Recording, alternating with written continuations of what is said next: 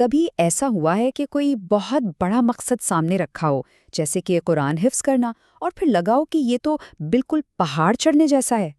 آج ہم ایک ایسے سسٹم کو سمجھیں گے جو اس روحانی سفر کو آسان بنانے کے لیے جدید سائنس کا سہارا لیتا ہے۔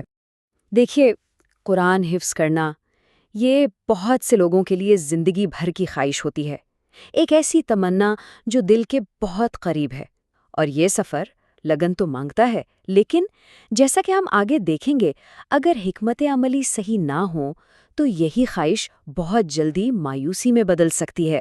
تو اصل مسئلہ ہے کیا؟ اکثر لوگ شروع تو بہت جوش و خروش سے کرتے ہیں، لیکن جلد ہی ایک دیوار سے جا ٹکراتے ہیں۔ چلیں اس جدوجہد کو تھوڑا سمجھنے کی کوشش کرتے ہیں اور یہ بھی دیکھتے ہیں کہ آخر یہ اتنی عام کیوں ہے۔ یہ الفاظ، میں بھول جاتا تھا، مجھے لگتا تھا میں کبھی ختم نہیں کر پاؤں گا، یہ سن کر شاید بہت سے لوگوں کو اپنا تجربہ یاد آ جائے۔ یہ وہی مایوسی ہے جو تب ہوتی ہے جب سخت محنت کے باوجود کوئی نتیجہ نظر نہیں آتا، اور یہی احساس اس پوری جدوجہد کی جڑ ہے۔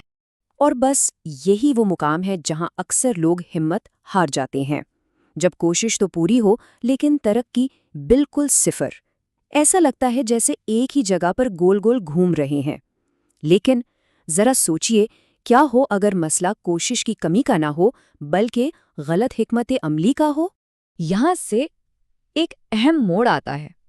زیادہ محنت کرنے کے بجائے اب توجہ ہوشیاری سے کام کرنے پر ہوگی، اور اس کے لیے ہم سائنس کی طرف دیکھتے ہیں، یہ سمجھنے کے لیے کہ ہماری یادداشت آخر کام کرتی کیسے ہے۔ تو بنیادی خیال کیا ہے؟ سادہ سا ہے۔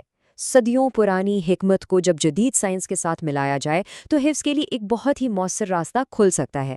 سمجھیں کہ یہ روایت اور جدت کا ایک بہترین امتزاج ہے۔ تو تکنیک میں تبدیلی کیا ہے؟ ایک طرف ہے غیر فعال سماعت، یعنی بس پس منظر میں تلاوت سن لینا، اور دوسری طرف ہے فعال یاداوری، جہاں کوشش کر کے اپنے دماغ سے اس تلاوت کو دوبارہ نکالتے ہیں۔ اور سائنس سے کہتی ہے کہ یہ جو دوسرا طریقہ ہے نا، یہ دماغ میں کہیں زیادہ مضبوط اعصابی راستے بناتا ہے۔ اس کو بالکل ایسے سمجھیں جیسے جم میں پٹھے بنانا۔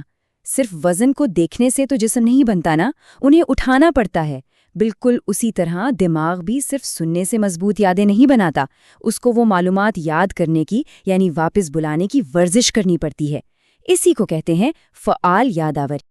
لیکن ٹھہریں، مضبوط یادیں بنانا تو صرف آدھی لڑائی ہے۔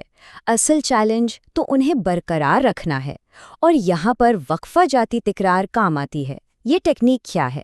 جب کوئی چیز بالکل بھولنے والے ہوں اور ٹھیک اسی وقت اسے دہرا لیں تو دماغ کو اشارہ ملتا ہے کہ ارے یہ معلومات اہم ہیں، اور پھر دماغ اسے طویل مدتی یادداشت میں محفوظ کر لیتا ہے۔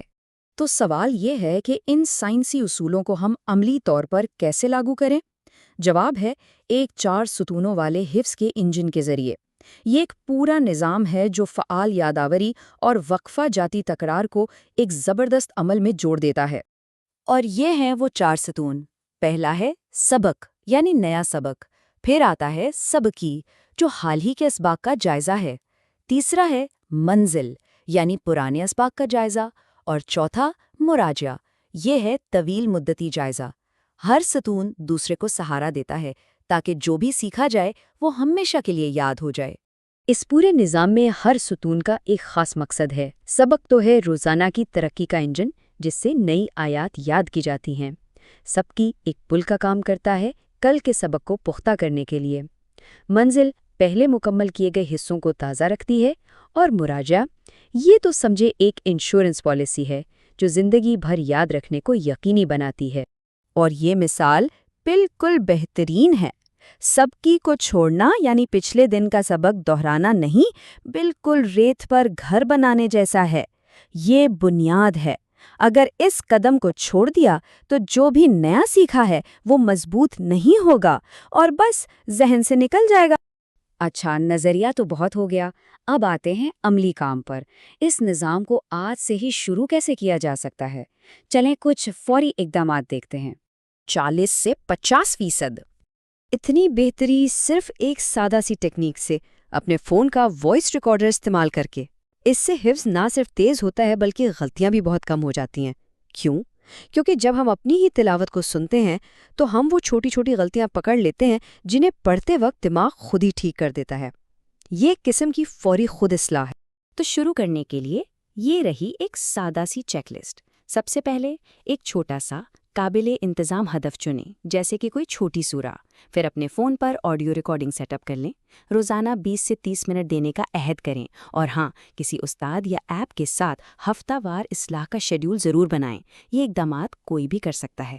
تو روز کا معمول آخر دکھے گا کیسا؟ یہاں ایک 30 منٹ کا نمونہ ہے۔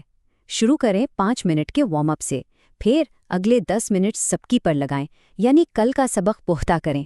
اس کے بعد 10 منٹ نئے سبق کے لیے، اور آخر میں 5 منٹ کے جائزے کے ساتھ سیشن کو مضبوطی سے ختم کریں۔ دیکھا، بالکل قابل انتظام، مرکوز اور بہت مؤثر۔ اب جب ہم اپنی بات کو سمیٹ رہے ہیں تو آئیے سب سے اہم اصول پر واپس چلتے ہیں۔ یہ سفر ایک وقت میں ایک آیت کا ہے۔ یاد رکھیں، مقصد شدت نہیں، مستقل مزاجی ہے۔ یہ کوئی دوڑ نہیں، ایک میراتھن ہے۔ روزانہ اٹھائے گئے چھوٹے چھوٹے قدم ہی وقت کے ساتھ ایک بہت بڑی تبدیلی لاتے ہیں۔ جوش تو ٹھنڈا پڑ جاتا ہے، لیکن مستقل مزاجی وہ پہاڑوں کو بھی ہلا سکتی ہے۔ اور آخر میں بات امید کی ہے۔ اگر اللہ نے میرے لیے یہ دروازہ کھولا تو وہ ہر کسی کے لیے کھول سکتا ہے، ایک وقت میں ایک آیت۔ یہ اس بات کی یاد دہانی ہے کہ یہ سفر ہر کسی کے لیے ممکن ہے۔ تو اب سوال بس یہ ہے کہ پہلا قدم کیا ہوگا؟